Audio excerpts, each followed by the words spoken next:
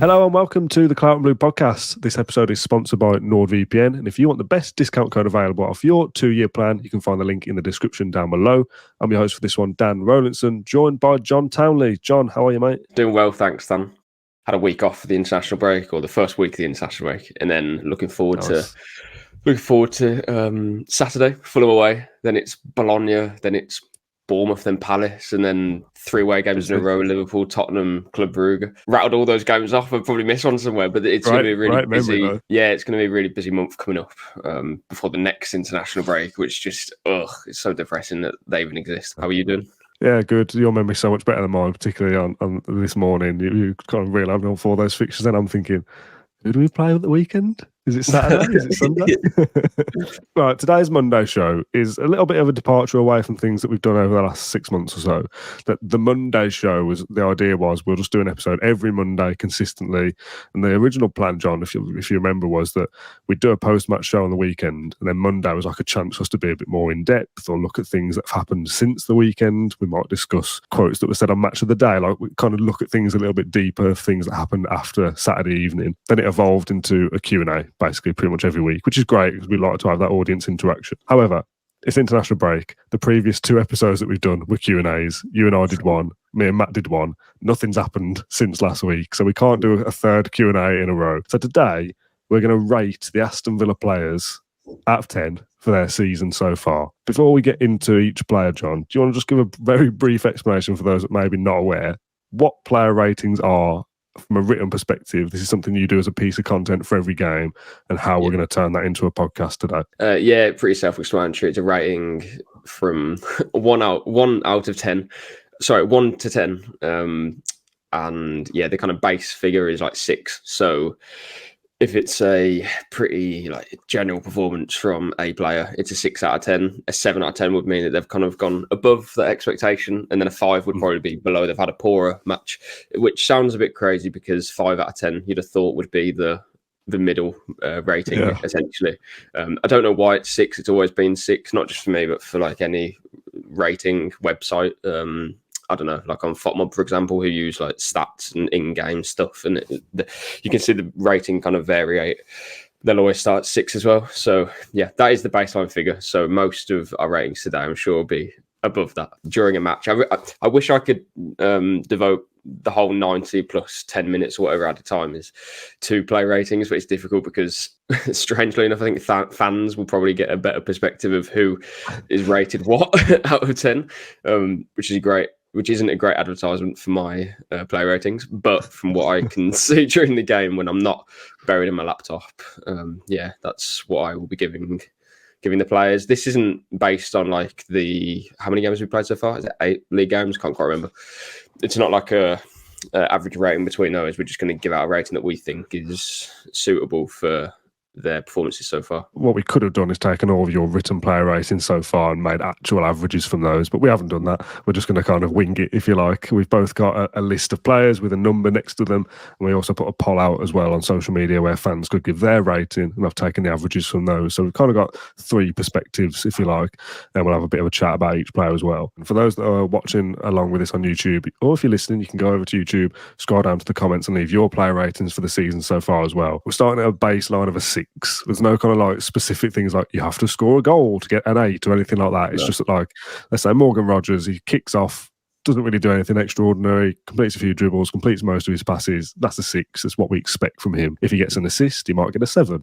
If he completes every dribble and completes every pass, he's an 8. If he's man of the match against Arsenal, we win the game 2-0 and he scores, he's probably a 10 because he's influenced the game directly. That's kind of how roughly it goes in my head, at least, anyway. Yeah. We've got every player who's featured for Villa so far this season, apart from Emi Buendia, who I think has played something like 13 minutes, which is we're just going to say 6 or NA. He's nothing to say, really. When a player comes on after 15 minutes at the end of a game, I always just give it an NA because I think it's unfair to judge them on It's not being lazy. It's just unfair, I think. Exactly. So we'll start with Emi Martinez then. If you give me your rating, I'll give you mine, then we'll give you the audience's rating, and we'll kind of just have a chat. Okay, so I've given Martinez, and I'm basing this on the Champions League as well.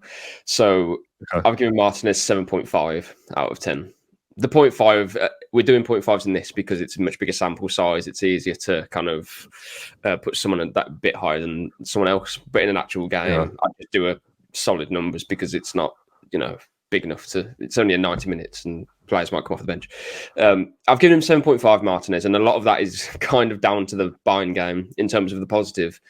I think in the league, I'd probably give him a 6.5 because I haven't particularly been to. No, and again, this isn't me saying that Martinez hasn't done well. It's just that from what we expect of him, I think he's letting a few goals that he'd be disappointed with. So, yeah, I can't give Martinez an 8 or a 9 because, for example, if this was a different keeper, or your Neeland, for example, you'd probably be giving him a much higher mark because you're thinking, but he's come for every cross. He's claimed every cross. His distribution's been good. He's playing out from the back well, all that stuff. But that's what we've come to expect from the best goalkeeper in the world. So if we're judging him on that level, I can't give him more than 7.5. And against Bayern, he was fantastic. So I've almost given him a 1 extra mark, which is very good, very big. So yeah, 7.5 overall for Martinez. You saying there going, I can't give him an 8. Oh yeah, me neither. I've given him an 8. Okay. I feel like if he's good enough to have earned a 7.5, if this was normal player ratings, you probably go, well, there's no 0.5s. He's better than a 7, so he's an 8 by default, which is kind of where I went with it. Yeah. In terms of the audience, now a lot of these I asked, there's about 200 responses. Not all of them work. I said rate them out of 10, and some people rated them by words. So like somebody rated Martinez as best in the world. So that's great, but it doesn't really work. It doesn't really work for this. The most popular numbers, let's say, with 26.5% of the vote was an 8 out of 10. Second was a 7 out of 10. And third was a 9 out of 10. And there's very little difference between a 7 and a 9. So across the board, really, some people I think probably, like you, will rate him lower because we have him to such high standards that if he's not reaching those or he's just doing what we expect, he's a 6, he's a 6.5. Whereas some will go, well, he's made some brilliant saves, so he's doing what great goalkeepers do, therefore he gets a 9. It depends on how you view it. And for us, we're kind of rating the players against what we expect. And you're right, he has let in a couple of goals that you would expect him to have saved, but he's also made some world-class saves that you'd expect him to make. So he's about 7.58. Yeah, exactly. If he made, I understand he made a good save against Liam Delap in the Ipswich match, but knowing Martinez, he'll be very frustrated and disappointed they conceded both those goals against Ipswich. He conceded the poor goal against Arsenal as well from Thomas Partey, and granted we were already 1-0 down, but these little details, especially for a goalkeeper, that's what you have to mark them on, really. So yeah, I'm happy with my 7.5. Let's move on to Matty Cash at right back now. Again, this one feels not quite on the NA scale, but he's played a bit, but he's been injured, so I've gone with a 6. Yeah, I've matched a 6 as well. I could have bumped it to 6.5 because I think he did well against West Ham, but that is all we're going off. So, I mean, he played. Did he play a little bit against? He started against United, didn't he? But the United game seems like an absolute blur because what happened in the United game? He hasn't performed, much more than what I'd expected, and not any less either, certainly. So, yeah, 6 is again that is the benchmark. So, in a way, this is kind of a non-score for Cash because he's only played 2 matches, but they were both completely different. Yeah, totally agree. This was one of the most straightforward results across the audience one, with 50% of the vote went to a 6. Rest of the numbers scattered around elsewhere. You can tell, I think, where there's this is from social media, some non-Villa fans will have voted on this. Like Emi Martinez got a 5 from somebody. Come on, obviously not. Matty Cash's numbers vary all the way through the scale from 1.5 up to 8. 4 people rated him an 8. But the one person who actually used words is probably the best one here. They put injured too often, but we have missed him. We're trying to do this with numbers, but the one guy who's done it with words, pretty fair. Yeah. It's a shame he's been injured at the start of the season. Hopefully this season he won't have any more. We definitely have missed him, especially because there isn't much more cover in that position as well. But yeah, now that he is fully back, that's happy days. I mean, even for the Fulham game, we're about to get on to another player who's currently injured, but it doesn't look like we're going to have that many issues going into the Fulham match, and then hopefully after that as well. Not many at all, so that's positive. We'll talk about Concert in a second, John, but the ones I wanted to couple in together first before we got to him was kind of like the right back understudy, if you like, with Bogard and Nedeljkovic, who again, not quite to the NA levels, because Bogard's played a fair bit. Nedeljkovic hasn't played a massive amount, but I've gone with 6 again for both, just at too early to tell kind of vibe is what I was going with. Yeah, I've gone with the same 6 again. It's especially because we're grouping 2 players, it's hard to we've basically just ticked a box here, haven't we? Not a whole lot to say. I was relatively impressed what Bogard was doing when he first came into the team. Used the ball well. Nedeljkovic as well. Sorry, we know what he can do. He played in the international break again for Serbia.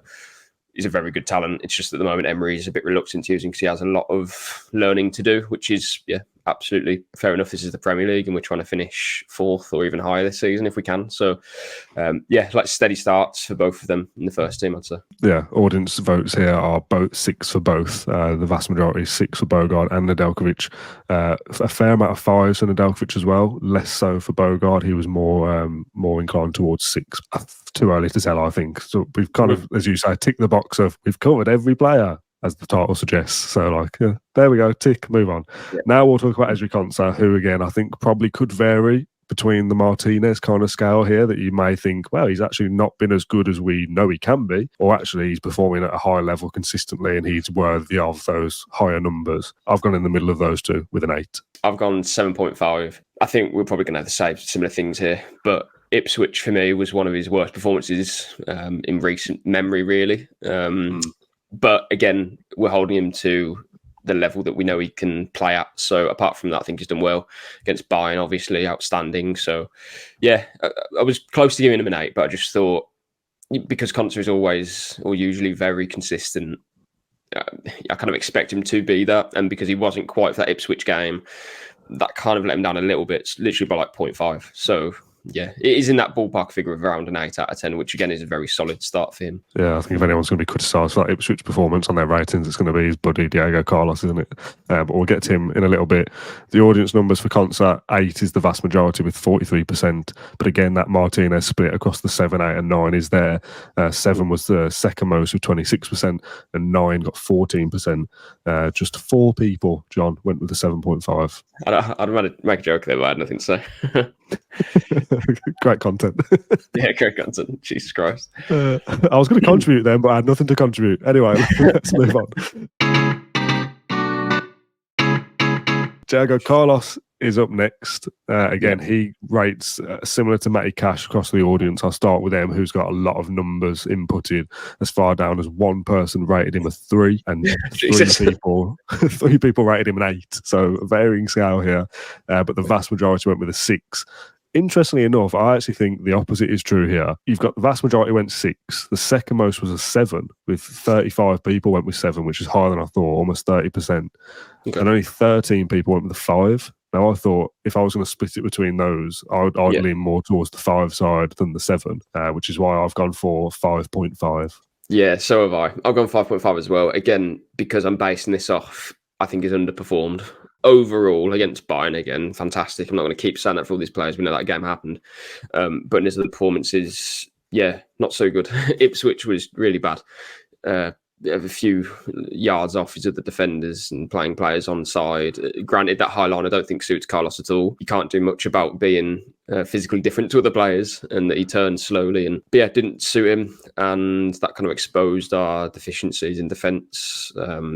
I don't think that's particularly harsh either. If 6 is the benchmark, I think other people would have rated him potentially lower than that as well. You've got to assess the kind of every performance. It's not just the Bayern game, or maybe another one that he played okay in. But I haven't been too impressed with him, essentially. And I said in a previous podcast that we need him to step up. And to be fair, he did that against Bayern. It'll be interesting to see what Emery does moving forward. I presume that Carlos will get games when we are, firstly dealing with injuries like we are at the moment in defence, but then also those games that we do have to sit back and absorb pressure, because that's what he's good at. He's good at defending his box. But then if you're asking him to play a high line, I think it's different. 5.5 is what I've rated Carlos.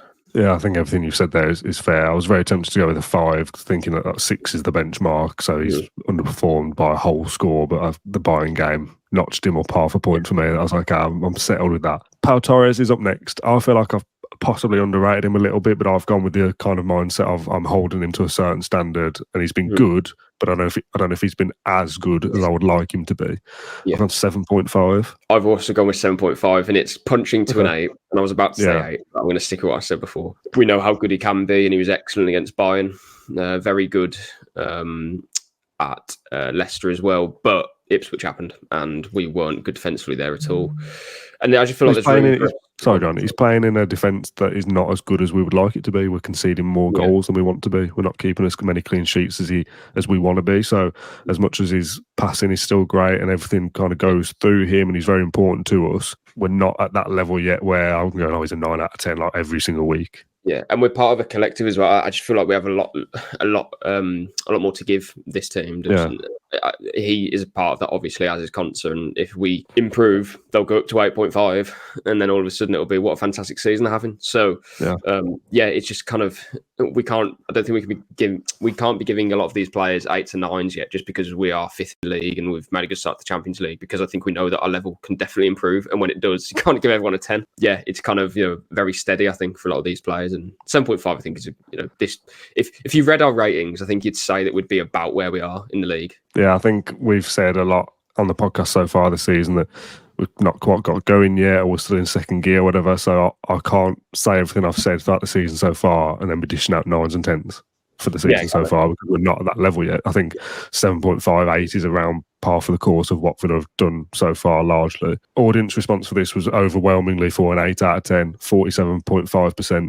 20% went with a 7 or 7.5, and 23% went with a 9. So again, a bit of variance, but mostly straight down the middle with an 8. Luca Dean, again, felt pretty straightforward to me. He's been good throughout the last 12 months, 18 months or so, really. He's performed above expectation, and that's what this is based off. He's doing better than I thought he would. So I've gone pretty high here. I've gone with an 8. I'm actually on an 8 as well. My highest rating so far. We're well in sync here, aren't we? Yeah, I'm glad we're not fluctuating completely. Dean's been arguably our most consistent player over the last 12 months, which is a real testament to him, because when he first joined the club, he was anything but consistent. I think in one game he'd play, to a decent level, but then the next game he'd be exposed defensively or something wouldn't seem right on that left-hand side, and then we'd be questioned, do we need another left-back again? And we did. We bought Alex Moreno, and that probably improved Dean in the end, being very, very solid. And it's no surprise that Maatsen is struggling to get into the 11, not only just because he's still learning the structure of the team and tactics and whatever that may be. It's just that Villa really don't have to change in that left-back position at the moment. And granted, some games will suit Maatsen better than others, like the Wolves match, for example. He came on and played really well. Dean is the starting left-back, and I think a lot of people probably wouldn't have expected that, actually, at the start of the season when Maatsen signed. Yeah, the audience, again, straight down the Pau Torres kind of similar route here. 8 out of 10, 45%. 9s were given by 16 people, 7s given by 20%, 24 people. The guy who's using words described him as reborn, which is probably a pretty accurate, pretty good terminology, to be fair. This guy's using words. Yeah, I like fair play. Let's go Ian Maatsen next. Slightly lesser on the scale here, just because of lack of opportunity. I think if you're coming out giving me Maatsen a 7 or an 8 or a 9, it's like, what have you seen really to be given that? So I've gone 6.5. That starting point 6, but when he's come on, he's been pretty good. Are you looking at my ratings? Because it's weird. No, I swear I'm not. And all these 0.5s as well. 6.5 as well for me, because I wanted to put him that little bit higher than Cash, because he's obviously played more than Cash. He's contributed a bit more as though Cash has been injured and Maatsen hasn't. And he has played, I'd say, a fair amount. Considering he's been on the bench and he hasn't started a match, he has played a decent chunk of minutes. Again, obviously that second half against Wolves helped turn the tide. Coming on against West Ham as well, played a key role in that goal, that winning goal for Duran. I'm really excited about Maatsen, by the way. It's just at the moment, Dean is such a safe pair of hands. You know that position is going to be like 8 out of 10 most game weeks. Someone's like, why change it when it's working? The audience has gone a split between 6 and 7, as you would expect. 7 actually the majority, 39%. 33% went with a 6, and then the middle option between those two, 7.6% went to 6.5. And then there's a bit of variation between a few 5s, a few 7s, 7.5s, which is as you'd expect. It's going a bit too smoothly at the moment. Can we throw a curveball in there? I actually think the midfield is where we'll differ the most. I've not seen your Okay. ratings, and you've not seen mine, and you've not seen the audience ones either. But I think this is where we might differ. Let's start with Amadou Onana. Yep. Just say the number on the count of three. I've just made this big thing about let's see if we differ, but we've probably got the same. So 3, 2, 1, 7. 7.5. Oh, okay. Why has he earned another 0.5 from you? The goals for me. Okay, yeah. I think 7's about fair because he's done well and has adapted very quickly in what we're doing. This sort again, like other players that I've already mentioned, there's a lot of learning for him to do. And Emery has said that himself, and Onana is well aware of it. Emery wants Onana to become a modern 6, essentially. What that looks like in the future, alongside Kamara, in place of Kamara, whatever it may be, we'll find out. But at the moment, what we're seeing of Onana is not the finished article whatsoever. But because of that, I give him a 7 because he's performed above expectation, I think. But I do think that's probably helped by the goals as well. He hasn't set the world alight at all, I don't think, in terms of performances, and that isn't a criticism at all. It's just he's come in and he's done very well. I think even back in February when we had Kamara and Luiz, now it's Tielemans and Onana. It's a completely different thing, and that's a big impact from the defence to the forwards. That double pivot is something that Emery has used all of his career. So Onana took him in straight away and have that impact that he has had. That's very positive. The goals have kind of pushed it up a little bit for me. I didn't want to give him an 8 because that would suggest he's been as consistent as what Luka Dean has been, and I don't think that's the case. Obviously, he's taken off a couple of times. Emery wanting to bring Barkley on against Everton and Wolves to control the game that little bit more. So I couldn't give him an 8. But then I thought I'm going to have to bump him above a 7. Yeah, I think everything you said is absolutely fair, and the goals would be the thing that would bump mine up as well. Yeah. But what you just said then about him coming off a couple of times in kind of sacrifice of the structure or changing things or wanting something a bit different is that he's not completed full 90 minutes dominating, so I can't kind of give him any higher than what I expected kind of thing. It feels a little bit harsh because he has contributed from a goal scoring point of view much more than I thought he would, maybe for the entire season, never mind just 7 or 8 games in. So I've gone with a 7, which is possibly a little bit harsh. However, that is what the vast majority of the audience have gone with. 49% went with a 7, 28% went with an 8, and 9% went with a 7.5. So all the way through this, you and I have been pretty in sync, and the audience as well. Like, we've not rated a 9 or a 7, but then the vast majority of the audience is a 9, and we're like wildly different to everybody else. Like, we're all around the same kind of page here. Thank God. Let's go Youri Tielemans next.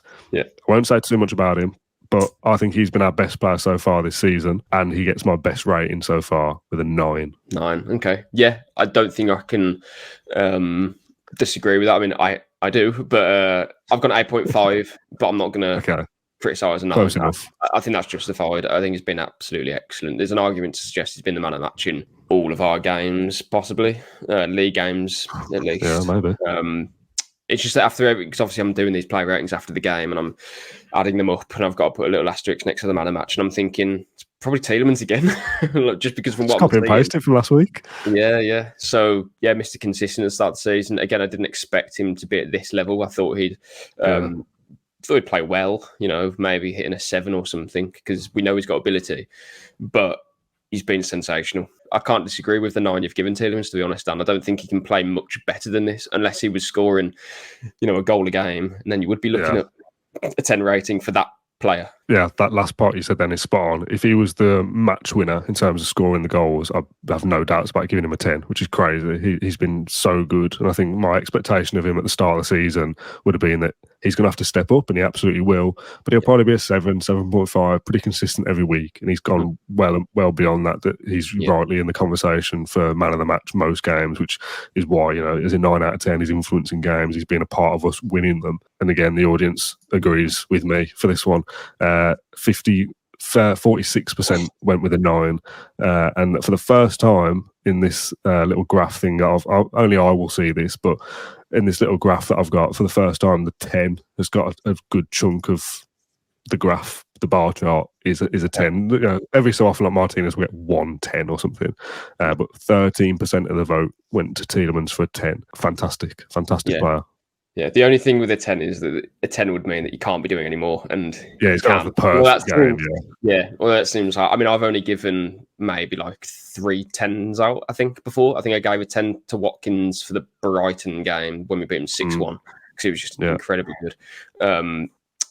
And Martinez, I gave a 10 to him after the Bayern game, and then I gave another 10 somewhere, but I can't quite remember. Next up is captain John McGinn, obviously missing at the moment through injury, which probably stunts his rating a little bit in that he's not played in as many games as some of the others, and not played to his usual standard just yet, I don't think. A little bit better than what I'd expect, but not by much. 6.5. Yeah, match you with a 6.5 as well. Could be back with Fulham. We'll find out from what Emery says to the press on probably Friday. But it'll be a boost to have him back. Just having him around the team in general is good. But then also, I just do think he has a skill set that none of our players have, and a few midfielders in the Premier League. And he isn't like particularly flashy, but what he does bring, we all know, is plenty of quality. And I think 6.5 is fair because, yeah, he hasn't quite hit the levels that we probably expected him to. But equally, putting him on a 6 would also seem a bit... I mean, 6 would probably be fair, to be fair. I mean, Emery said himself, didn't he? Or McGinn said that Emery said to him that he has to improve his levels. So I think a 6 to 6.5 is probably fair. I think McGinn would probably agree with that as well, to be honest. Yeah, I think everything you said is fair. This is the one where we've differed in a very minor way from the audience. The vast majority have gone with a 7, 30%. 27% have gone with a 6, so very, very close. 12% have gone 6.5. But interestingly, one that's slightly different to us, bear in mind that we've both gone 6.5, also with 12%, was 8, which is quite a way away from what we've picked. Yeah, again, I'm basing this off the fact that we know McGinn has got levels to go still. I don't think he's had that performance where, after the game, when you think, wow, like McGinn bossed that midfield today, or, carried us over the line, that sort of thing, because we know that he can do that and he will do that in the season.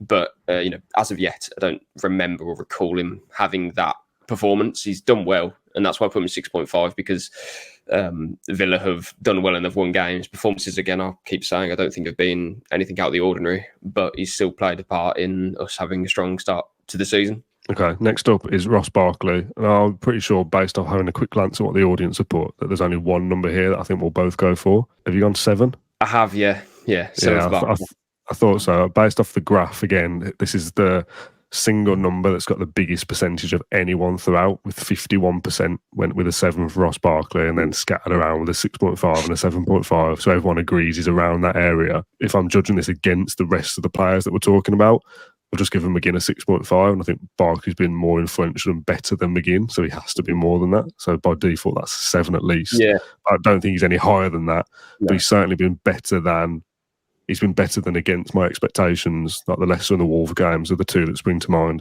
Him coming on helped us win those games. Yeah, very much so. And this is where kind of the play ratings can look a bit odd, because McGinn has played more minutes and essentially played a bigger chunk of the matches we've won.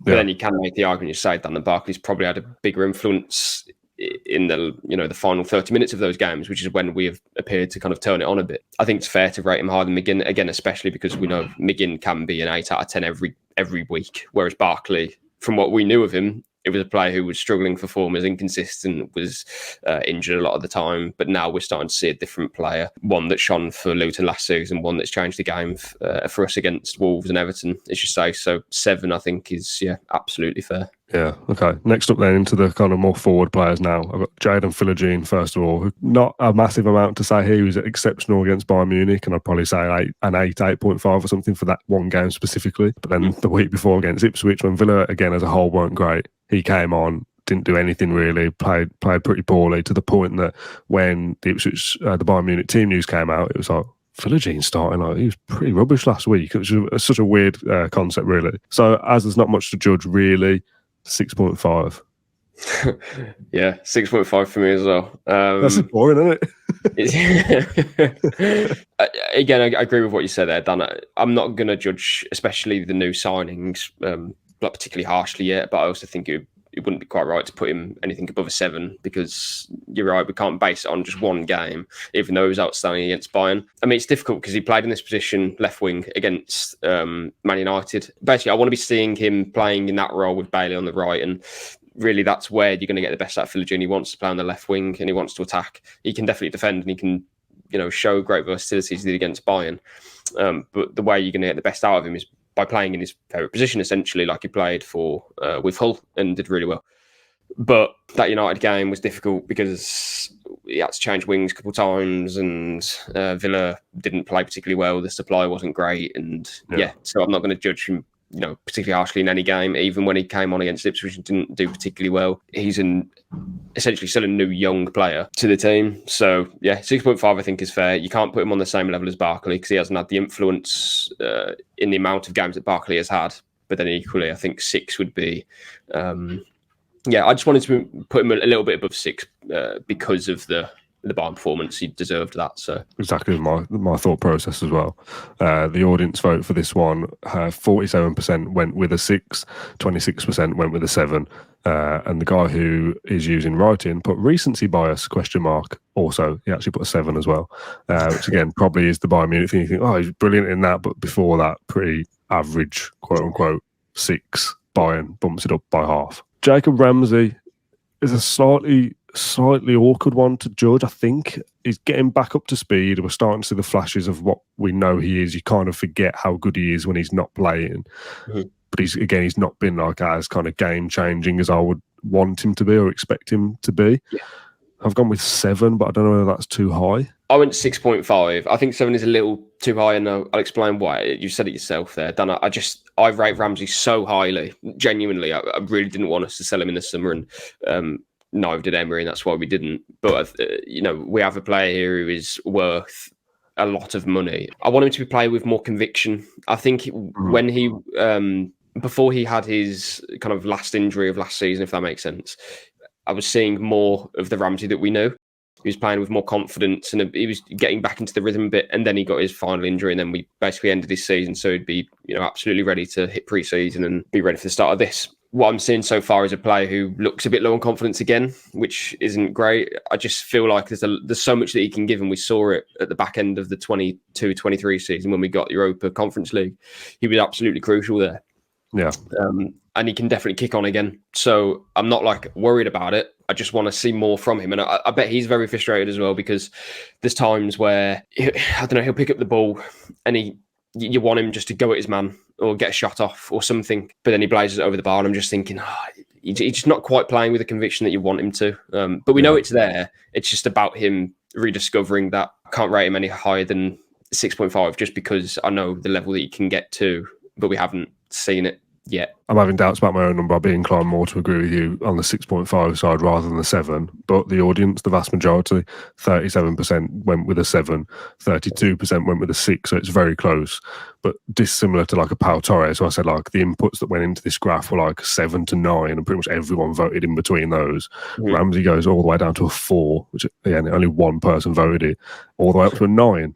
Again, only one person voted that as well, but such a wide range of numbers kind of solidifies the thought in my head that I'm not quite sure what I've seen really. He can be brilliant, but he can also be a little bit anonymous. So to go from 4 to a 9 probably encourages that. Finding consistency for Ramsey is everything, because once he finds that, we'd be looking at a player who's hitting 8 out of 10 most weeks, because he's got so much quality, and what he does with the ball, similar to Rodgers in a way, similar to Grealish, the way that he can carry it, the way he can beat players. He does have final product, we know he does, but he just hasn't shown that at the start of this season. So hopefully, again, get this injury out of the way. He's had his other injuries as well, kind of, refocus and build that confidence again, because he has a manager in Emery who is absolutely trusting in his ability, a player again that we could have sold and fixed our financial problems with, and obviously Ramsey didn't want to go, Boyhood fan, etc.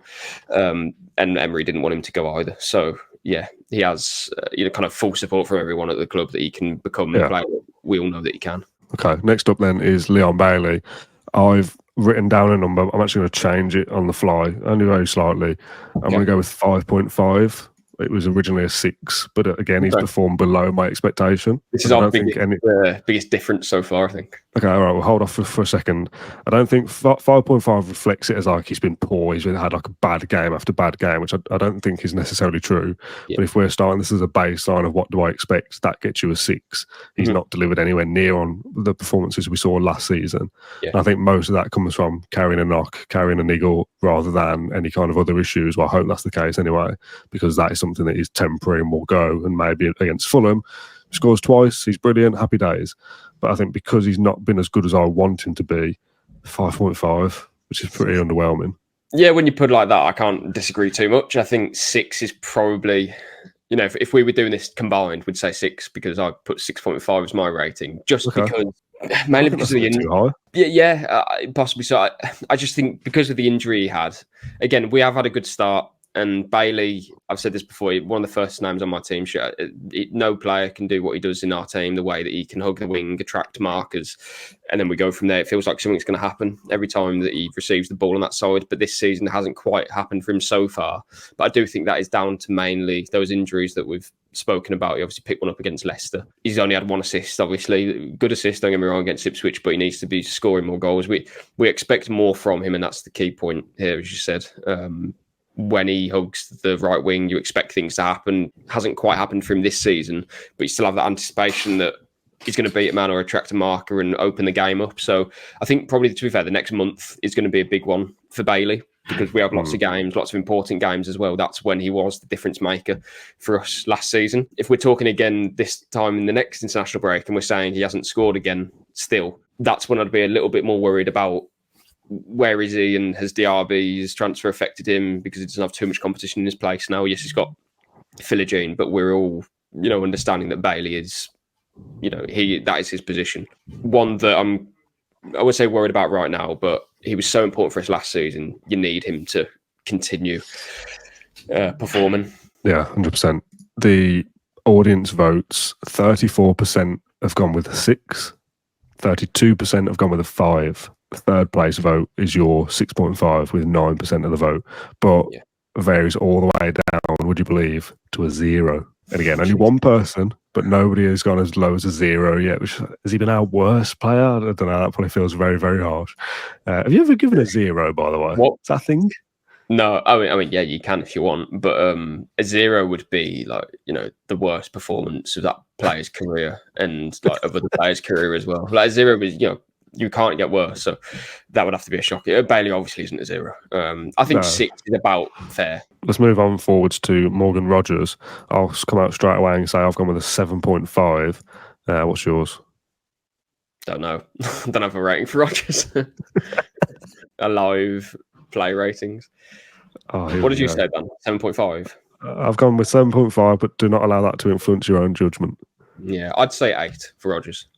Okay, all right, which is in perfect companionship, not the phrase, with the audience vote, 50.4%, the second highest individual vote for a single figure, 8 also for Morgan Rogers. But again, a little bit of variance, 15% went with a 9 and 13% went with a 7. I think I would like to have seen him score another couple of goals based off the performances that he's had, but that's me being super picky. So 7.5 is what I've gone for. Yeah, that's fair. I just went with 8 because definitely at the start of the season, I expected Rodgers to become one of the standout players of the season, not only for Villa but in the Premier League. And I think fair, a lot of Villa fans were thinking that, like most outsiders would be thinking, Morgan Rodgers, like, wow, he's good. Yeah, like we know. Yeah, this is one that I'm just basing off my expectation before the season to now. I thought it'd be good, but I didn't think he'd be this impressive, to be totally honest. So yeah, an 8 I gave him. If he scored 3 goals or 4 goals at the start of the season, you'd be looking like a 9. So, yeah, that's my explanation. Yeah, I think that's absolutely fair. We've obviously got 2 strikers left. We're going to save John Durant till last because, come on, obviously, why not? So let's go Ollie Watkins next, who, I think we did a video, I can't remember what the title was, but we were kind of like defending him. Let's all not forget how good he is, that kind of vibe after the first, 3 or 4 games.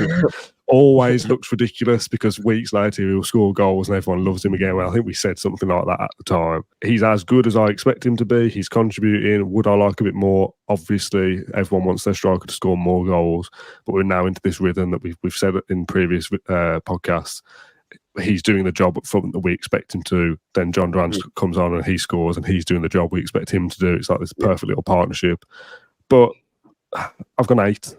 Is that too low, do you think? No, I don't think so. I think we all expected Watkins to be scoring goals at the start of the season, especially because the level of teams that we've been playing, there's opportunities for him to do that. It's nothing doing it, of course, but this is a player who scored in 19 last season. So to score 4 goals, I think, so far this season, is about right, I think. So, I think he's done very well. And I think if we were putting him on like a 9, that would be him scoring obviously even more goals and not having the slow start that he did have, because, you know, we can't forget that, you know, the West Ham game, he was off the pace. Arsenal missed 2 brilliant chances. And in the Leicester game, he was kind of showing signs that he was getting back into the swing of things. But again, that's because of injury. So I'm not going to kind of be too critical about that.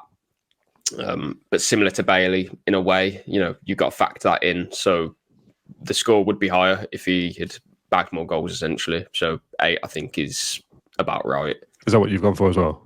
Yeah, sorry, 8 out of 10 is my rating for Watkins, yeah. Okay, the audience vote, another high percentage with 43%. They also went 8. 23% went 7. Again, quite a wide range here across the numbers. As low down as 5.5, which feels very harsh. four goals in 7 in the league, couple of assists as well. That's about par for what I expect of Watkins. If he'd have scored the 2 against Arsenal, it'd be a 9. No questions, we'd have won that game, I think. All the way up to a 9. With 8% of the vote went for a 9. And the guy who's using words, the little teaser for his contributions, put England's number 9, which, you know, probably not wrong, to be honest. Just on that, like we say now, we expect Watkins to be scoring the amount of goals he has, so it's an 8. Whereas we said before, like, that should be a 6. yeah, exactly. But I always give strikers that kind of benefit because, you know, their job is to score goals. And yeah, while they're doing it, that is also, you know, we all expect Haaland to score every week, but no one gives him a 6 out of 10 for scoring.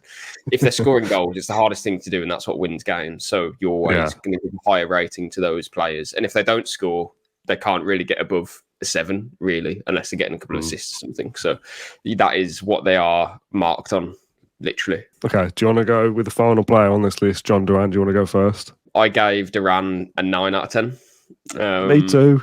I feel like you have to, don't you? I thought you might have been doing a 9.5 or even stretching out a little bit more, but yeah, I went with 9, which is the highest mark you've given as well as me. Yeah. There's no point in talking about it too much. He scored lots of goals, won games, had a sensational impact. I think the question here is, why is it not a 10, basically? Great question, to be honest. I was just trying to think of what my answer to that would be, and I don't know what I would give. Why isn't it a 10? I think you'd be looking at him playing across 90 minutes. And again, he's come off the bench, but playing across 90 minutes and being crucial in wins as well as scoring goals. But, you know, I just feel like, yes, he's won games by coming off the bench and he's done his job perfectly. You know, there's still players that have played 90 minutes in that match as well, if that makes sense. If he had done that and scored winning goals, I think that's a different conversation as well. I think that's fair. It's mental what he's doing, and it's so surprising because he keeps doing it off the bench, which is even harder in a weird way to do that over 90 minutes because it's less opportunity to do so. But at the same time, I think having a 90-minute performance, that is more, I don't know how to put it, but you're essentially working harder, aren't you, really? Yeah. So that's kind of what I'm basing off. That might sound harsh to some people, but yeah, that's why it's only a 9. You could argue that doing his job off the bench, if that was a category, he'd be doing that as a 10 because he's doing the perfect job when he comes off the bench by winning the game for us.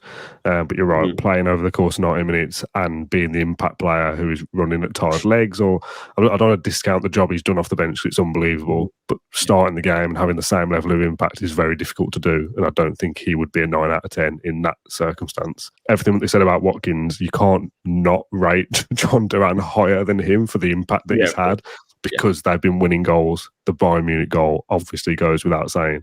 So 9 is what I've gone for. I was tempted to go 8.5 just to be a little bit better than Watkins, but that felt like such an undersell of what he's done that I had to go with a 9. Yeah, 9 I think is the benchmark here. I'll be about to read off the scores that the people are given, but 10 would be like, you know, he couldn't do any better, when of course that is true, he could. So yeah, 9. I think it's so hard to get a 10. I think 10 is much easier to give in an individual one-off game. A 10 for like the season so far is like unbelievable. Yeah, a 10 almost doesn't exist for a season rating, if I'm being perfectly honest. Because that is pretty much flawless throughout 50 games or something. A 10 out of 10 performance in a 90 minutes is rare enough. Like I've given like 3 in how many games? Like 70 or something. Yeah, okay. Right. Audience ratings then for John Duran. The vast majority have gone with a 9, 40.3%. 31% have gone with an 8, and 9% have gone with a 10.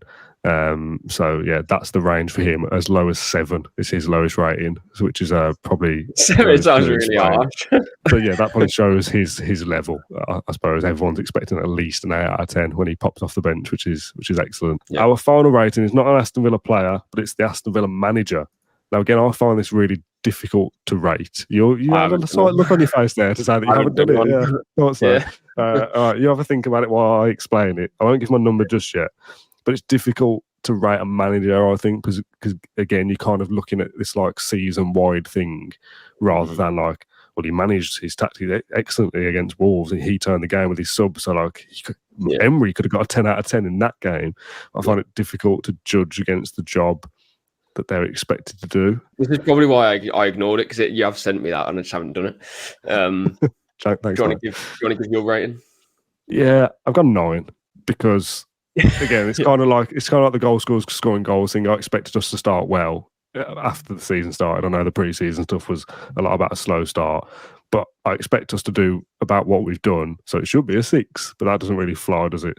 So I don't think there's much more Emery could have done to be ranked higher than a 9. That would be winning every game, which we're not a million miles off. We've been 100% in the Champions League, beating Bayern, 5th in the Premier League. Could be punching higher than that, to be honest. We could have beaten Arsenal, should have done this, should have done that. So there is absolutely room for improvement. But in an alternative weird universe, we do beat Arsenal, we do beat Leicester, Ipswich, and we do beat Man United, and we are flawless. And that's not a million miles away. So that's why I'm 9. It feels, at least from the outside, and from everything we hear from the inside as well, it's the case of Emery sets up the team, and then it's up to the players just to do it. Kind of like no pressure on the players, but that's what it felt like. The Arsenal game plan was perfect. We just didn't score, and we probably should have beaten them. So, and if we did, we'd be looking at it, as you say, Dan, like a 9 out of 10. But in a weird way, we probably should be judging it off that, because that's what Emery can control. Whereas if Watkins scores, that's out of Emery's control or not. But he's just set the players up to win the game, and we probably should have. So I'm with you. 8.5 maybe, just because 9 again. I'd almost reserve the 9 for if we get a result against Liverpool or Tottenham and we continue our good Champions League form. I feel like that's a score for Emery that will grow as the season goes on. None of us have any doubt that Emery is completely focused on that game that comes up. And we have probably done, absolutely everything, or he has done everything in his power with his staff and his players, to be fair, to prepare for it. But then it's up to the players to then perform on the pitch, and they have done that for the majority of the season so far. If Emery was controlling robots, we'd win every game, because he'd have the perfect game plan for every solution. Everything would be absolutely fine. We'd win every match probably. But there's always going to be human error and stuff in that kind of perfect plan. The variance again in the responses here is pretty wide in terms of actual numbers. We've got 30% went with a 9, 21% went with a 10, and 19% went with an 8, with another 14% in the 0.5s between, so around that range. But the nice little bit here is the bonus answers of like only one person has put each of these. So we have 10.5, 11, 12. 2 people put 100, and 1 person put 100,000. So Emery could have 20 if he wanted. Like, just take a number. Yeah, just to recap our numbers. I'm not going to go through them all, but did you only give 1 9, or did Tielemans get a 9 as well? No, I gave a 9 to Duran and an 8.5 to Tielemans. Okay, so your highest rating is a 9 with John Duran. I gave 2 9s to Duran and Tielemans, and a handful of 8s. But most, as we said at some point near the start, Villa aren't kind of blowing people away. So 7.5s is about where we'd expect. Like, that's not being negative or being overly critical. And the audience votes tally up with what we've said pretty much all the way through as well. So I think the key kind of takeaway to end there is that, like, yeah, we've been pretty good, but we can absolutely be better. Key takeaway is we know ball, yeah. Well, as we said at the top of the show, if you want to get involved with your player ratings as well, you can go over to YouTube and leave a comment with your thoughts. If you enjoyed this, we'll do another player ratings episode, maybe halfway through the season, or certainly at the end of the season anyway. I enjoyed that, John, did you? Yeah, nice to do a different kind of video. It's a good time to probably reflect on what we've done as well so far this season. So, yeah. Hopefully that didn't come across too negative. No, I just think if we'd have done 3 Q&As in a row when there's been no football played, it'd be like, what are we going to talk about? So for us to set the agenda for a change and talk about something that we want to talk about, something we don't do very often. We normally just like, what do the audience want? All right, let's do that. Whereas we wanted to do this, and I've thoroughly enjoyed it. Hopefully you have too. Whether you've watched or listened to this episode of the Can't Blue episode, please do get involved in the YouTube comments or on social media. We'll be back later in the week with our build up to the Fulham game. Thank you, John, as always. Thank you for watching or listening, and we'll see you then. Bye-bye.